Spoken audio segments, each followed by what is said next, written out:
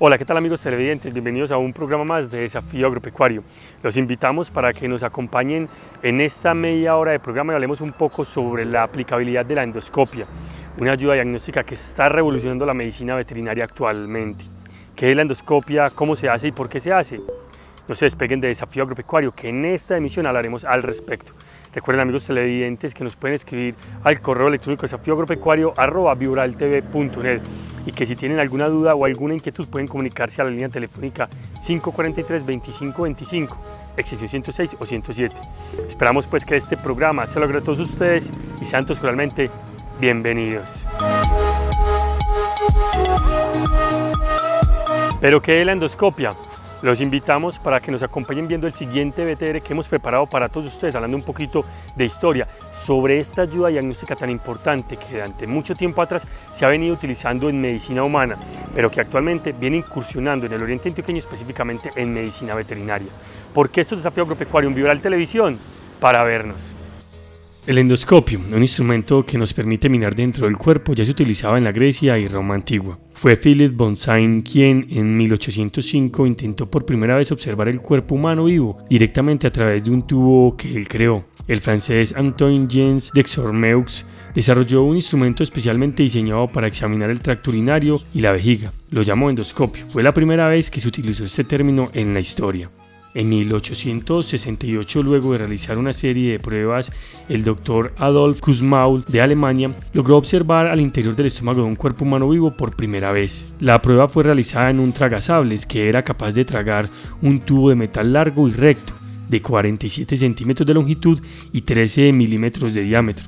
10 años después, dos médicos llamados Max Nitzel y Joseph Leinter inventaron un cistoeretroscopio, y en 1881 Johann von Mikulicz y su socio crearon el primer gastroscopio rígido para aplicaciones prácticas. Cabe anotar que estos gastroscopios no eran para nada flexibles, pero finalmente en 1932 el Dr. Rudolf Schindler inventó un gastroscopio flexible, una versión modificada de los anteriores, que permitía llevar a cabo los estudios incluso con el tubo doblado. Rudolf Schindler examinó el interior de un estómago a través de numerosos lentes ubicados en todo el tubo con una lámpara eléctrica en miniatura. A través de los años, a raíz de diferentes investigaciones por científicos, la endoscopia ha ido evolucionando hasta tener lo que hoy en día tenemos, una estupenda ayuda diagnóstica e inclusive terapéutica, tanto en medicina veterinaria como en medicina humana. Doctor Luis Arévalo, gracias por estar con nosotros de nuevo en Desafío Agropecuario. Hoy hablando de un tema muy importante, la endoscopia en medicina veterinaria. Inicialmente hablemos un poco desde hace cuánto se utiliza esta ayuda diagnóstica en nuestro campo, la medicina veterinaria. Sí, bueno, la endoscopia, sabes que todos estos procesos nuevos de método diagnóstico vienen de humano, entonces yo creo que realmente como ha sucedido la cosa y ha sido a partir de 1900, y yo diría de 1970, donde las universidades americanas de alguna manera u otra, la escuela de medicina apoyándose en la escuela veterinaria, ha ido ensayando los procedimientos que hacían en humanos, los ensayan en veterinaria. Entonces eso ha permitido que nosotros los veterinarios nos familiaricemos con estos procedimientos y empecemos a darle entonces la importancia y uso correcto. La endoscopia tiene cosas buenas y cosas malas. La parte mala diría yo que es un proceso que es invasivo para evaluar, en este caso, el tubo digestivo. Requiere entonces de una preparación previa de exámenes porque vamos a tener que sedar al animal, de hecho tenemos que anestesiarlo y eso requiere entonces que se haga una evaluación hematológica, se haga un examen clínico previo para saber que el corazón está funcionando de manera correcta y bueno, y todos sus signos vitales, pues, ¿no?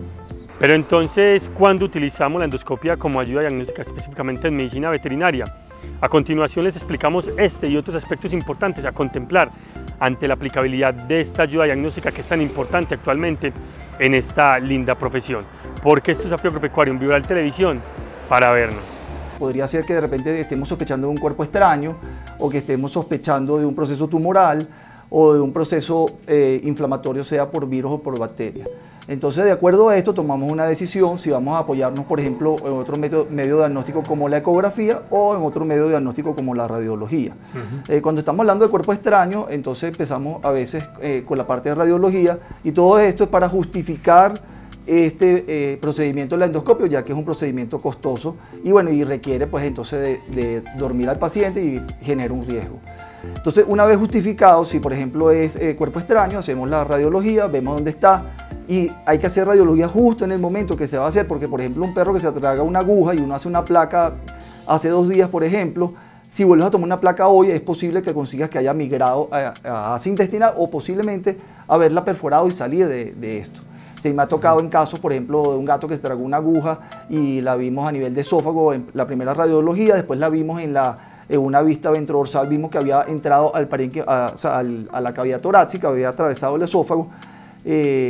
Todavía no se había tomado decisiones de abrir al paciente y milagrosamente esta aguja también logró pasar diafragma y se fue a abdomen, y ahí entonces fue cuando el paciente se abrió y se sacó la aguja, ¿no?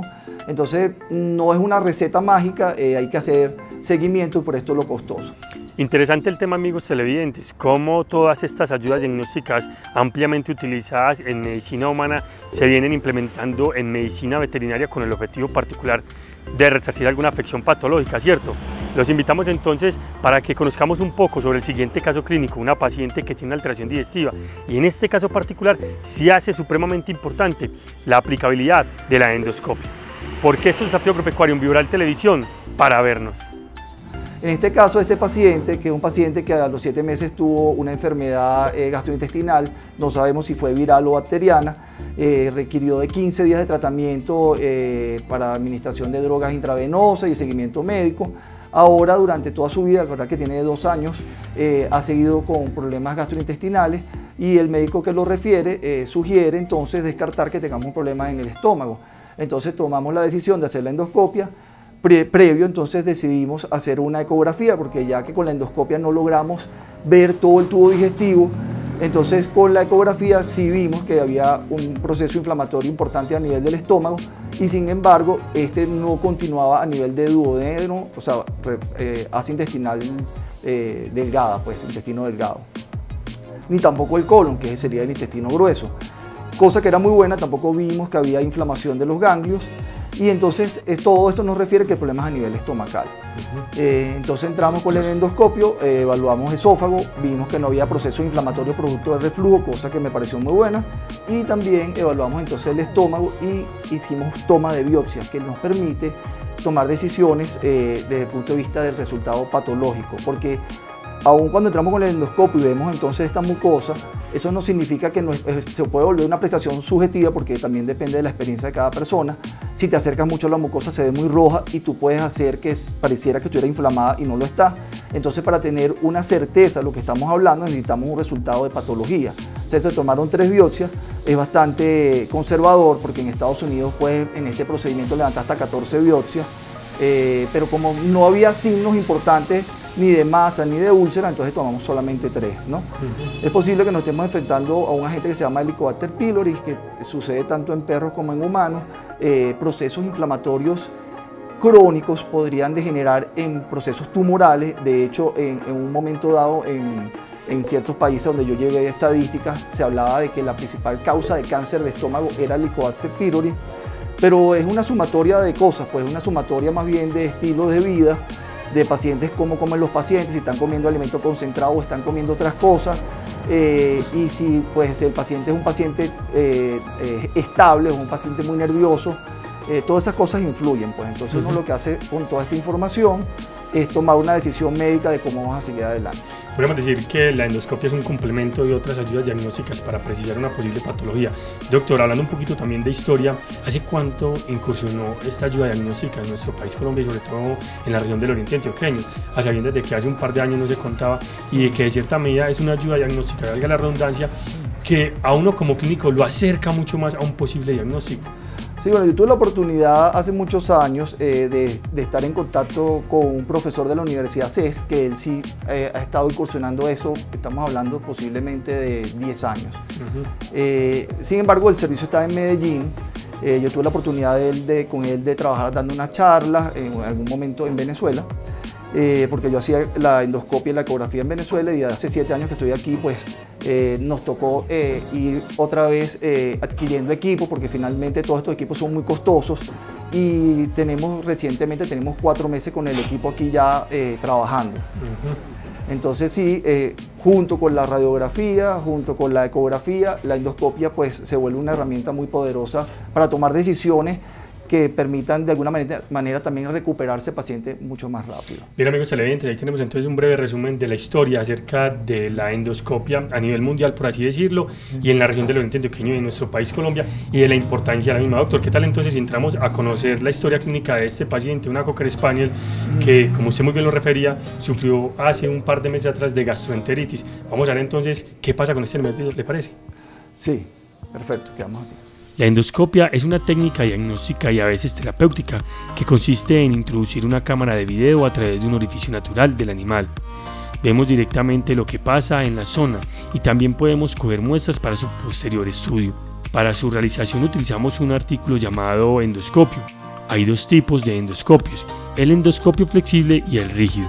Los dos tipos llevan una cámara muy pequeña en la punta. En este caso particular, el veterinario que realiza la endoscopia puede ver las imágenes a través de un monitor adaptado o directamente mirando por un extremo del endoscopio. La realización de técnicas endoscópicas en veterinaria está en auge, ya que es un método óptimo para determinadas prácticas diagnósticas y terapéuticas, y lo más importante, muy poco invasiva en la mayoría de los casos. Así también se están realizando operaciones quirúrgicas, como por ejemplo una laparoscopia, lo que consiste en introducir un endoscopio en el abdomen, siendo mucho menos invasiva que la cirugía convencional y acortando el proceso de recuperación. Es utilizada entonces por ende la endoscopia cuando los pacientes tienen dificultad para tragar, cuando vomitan recurrentemente, cuando presentan salivación excesiva, regurgitación, diarrea crónica, inclusive cuando hay presencia de cuerpos extraños, neoplasias o hay consumo de sustancias tóxicas, entre otros factores.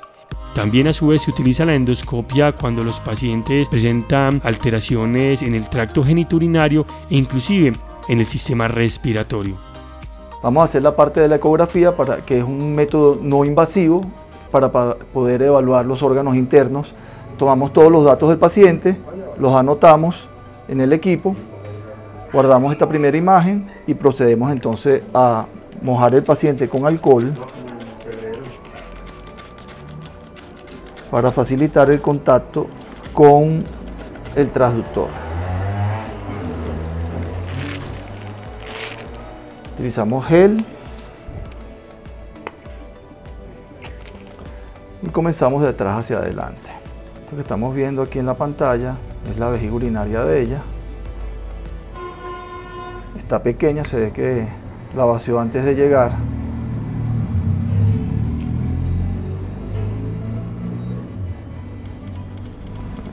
Aquí, eso.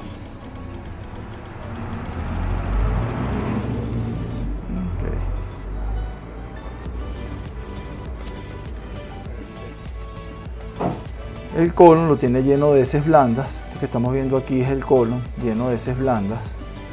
Ya ella hizo popó hoy en la mañana, ¿no? ¿Y ayer en la noche estaban blandas o líquidas? No. Ok. Este es el colon lleno de heces blandas. Y esto a continuación es el riñón, esto que viene aquí. Que tiene forma como de frijol. Este que viene aquí, que estamos señalando con la flecha, es el vaso.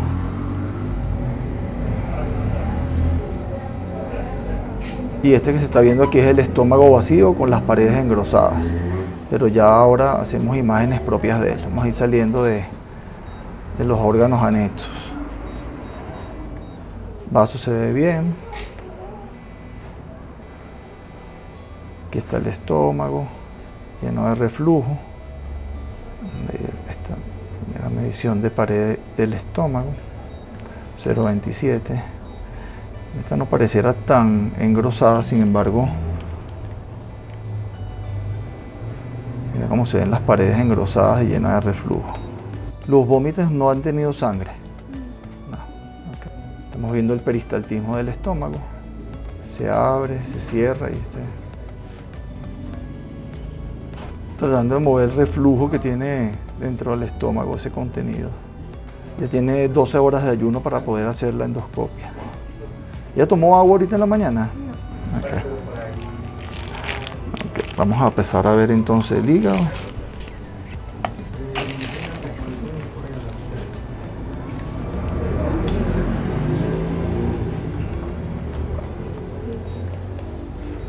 Esto que está aquí es la vesícula biliar. Está pequeña, pese al ayuno, Vamos a hacer otra imagen. Sí. Las paredes se ven normales, pero está pequeña. Debería estar un poco más llena porque está en ayuno. Sin embargo, el hígado se ve bastante bien en general. Están estos vasitos que están aquí. Parte del sistema vascular del hígado, donde está el sistema porta y el sistema venoso, que viene de la cava, de la vena cava.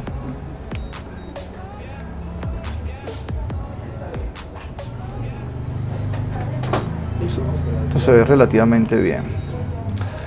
Bueno,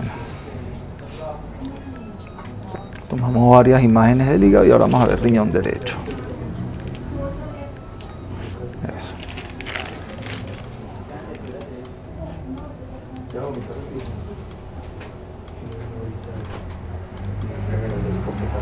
Vamos un poco aquí. Tranquilita, ¿verdad?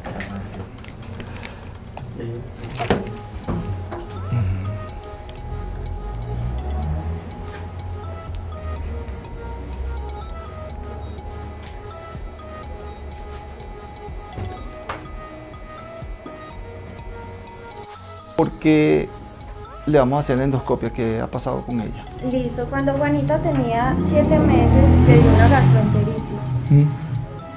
Estuvo 15 días muy enferma y pues la pudimos salvar, perdió mucho peso, estuvo muy mal. Y después de eso Juanita quedó con gastritis, una gastritis crónica, entonces ella la mayoría de mañanas vomita, como reflujo. Había estado como 3 meses muy bien y volvió a empezar y pues le empezó como muy fuerte. Entonces es más que todo eso.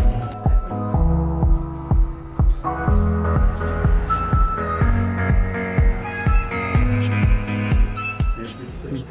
La doctora Caterine hace una evaluación de la evaluación física del paciente y vamos a evaluar también las constantes fisiológicas para que esté todo normal para el momento de la sedación y después posteriormente para la anestesia. En este momento está palpando el abdomen para ver si hay o no algo irregular o signos de dolor.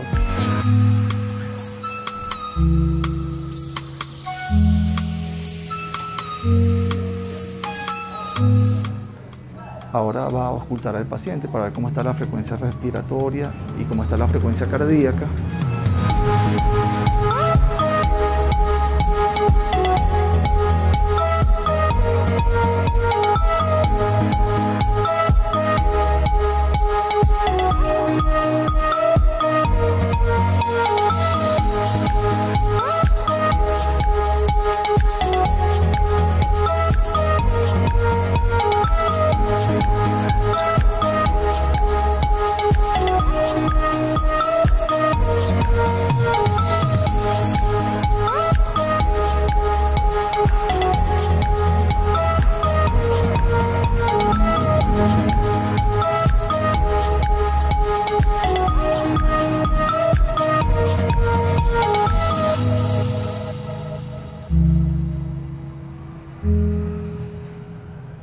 Bueno, la cosa buena y lo que me gustó de todo lo que hicimos es que en la ecografía en general se ve muy bien, se ve bien los riñones, se ve bien el vaso, se ve bien el hígado, porque el estómago, el sistema digestivo no trabaja solo, pues es un conjunto de cosas y la idea de combinar los dos estudios era poder ver cosas que no íbamos a ver con la endoscopia.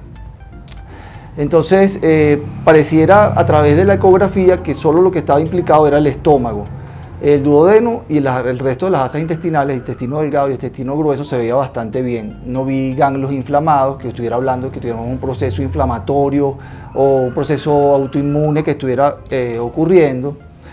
Y ya teniendo esta información, pasamos a hacer la endoscopia. En la endoscopia también evaluamos el esófago, se veía muy bien. O sea, no hay signos de inflamación en el esófago, cosa que es importante, porque claro, con todos estos vómitos y ese ácido gástrico, él podría estar muy irritado, ¿no? Entramos al estómago, el estómago se veía relativamente bien. En general, cuando uno hace este estudio macroscópico, uno no logra, a menos que haya un proceso muy agresivo como úlceras o tumores, no logras ver muchos cambios. Algunos cambios que hablan de proceso inflamatorio sería petequias, que son pequeños punticos rojos en lugares localizados, cosa que no se los vi. Así había mucho moco, pero también tenemos un proceso de ayuna de 12 horas. No hay un exacerbado brillo en la mucosa, que habla también de procesos inflamatorios. Y si unimos entonces estas dos informaciones entre el eco y la endoscopia, lo que podemos ver es que lo que está pasando es un proceso crónico. O sea, ella de alguna manera está conviviendo con el problema hace mucho tiempo y el problema pareciera ser netamente a nivel del estómago. Se tomaron unas biopsias y por eso en las imágenes de video vamos a ver sangrado después que las tomamos, porque o sea, son pequeños mordiscos que se toman en la mucosa. Y la idea de esto es poder ver a nivel de patólogo si realmente hay unos cambios inflamatorios que no estábamos viendo con el endoscopio y si esos procesos inflamatorios son debido a bacterias o a un ente que se llama Helicobacter pylori, que en humanos es muy común. A veces, o sea, yo no puedo decir que sea un ente solamente patológico, porque hay gente que convive con el Helicobacter pylori. Se ha hecho estudios donde se ha tomado muestras y no hay gastritis y está él, solo que en situaciones donde hay un desequilibrio de la mucosa, esto puede empezar a actuar y producir problemas de gastritis crónica. Entonces por eso tomamos la muestra y se puede tratar efectivamente. Entonces en general yo lo veo bastante bien, o sea, no tenemos masas, no tenemos úlceras y no tenemos nada que no podamos mejorar. De hecho, fíjate que nosotros pensamos que estaba pensando 11 kilos y que ha estado con un cuadro otra vez de vómitos y realmente lo que ha hecho es subir de peso, ¿no? Sí. Entonces, bueno, yo de todas maneras paso por escrito al doctor, le paso un informe y le paso el video de lo que hicimos. Listo. Bueno. Muchas gracias. De nada, con mucho gusto. Bien, amigos televidentes, lastimosamente el tiempo se nos ha agotado, pero interesante el tema, ¿cierto? Vamos aprendiendo un poco sobre cómo esas ayudas diagnósticas que son muy utilizadas en medicina humana se pueden aplicar en medicina veterinaria y cómo estas nos ayudan a identificar una afección patológica y cómo podemos resarcir dicha afección que está quejando, en este caso particular, un canino. No siendo pues mal, entonces nos vemos dentro de 8 días con más Desafío Agropecuario. Hasta entonces.